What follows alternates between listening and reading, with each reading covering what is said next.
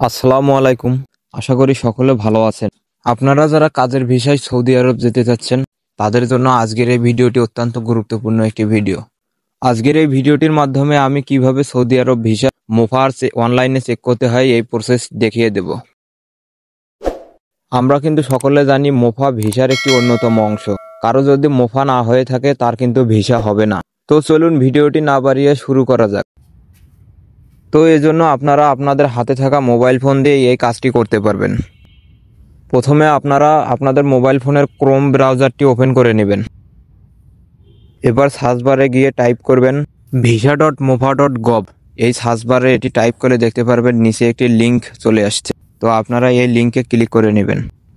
এবার আপনারা 3 dot menu থেকে মোবাইলের ডেস্কটপ পেজটি অন করে নেবেন, এতে করে আপনাদের সুবিধা হবে। যেহেতু মোবাইলের স্ক্রিনটা আরবিতে চলে আসছে এজন্য আপনাদের বুঝতে অনেকটা অসুবিধা হতে পারে। তো আপনারা এটি ইংলিশ করার জন্য উপরের দিকে দেখতে পারবেন একটি ই বাটন। আপনারা এই ই বাটনে প্রেস করে নেবেন।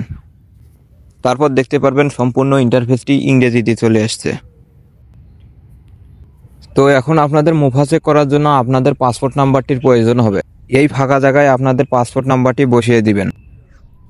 নিচে কারেন্ট ন্যাশনালিটি অপশনের আপনারা বাংলাদেশ সিলেক্ট করে নেবেন। যেহেতু আপনারা বাংলাদেশি নাগরিক এই জন্য আপনারা বাংলাদেশ দিয়ে দিবেন। এরপর ভিসা টাইপ অপশনে ওয়ার্ক সিলেক্ট করে দিবেন। যেহেতু আপনারা কাজের ভিসায় সৌদি আরব যেতে যাচ্ছেন এজন্য আপনারা ওয়ার্ক সিলেক্ট করে দিবেন। এরপর ভিসা ইস্যুইং অথরিটি এই অপশনটিতে ঢাকা সিলেক্ট করে দিবেন।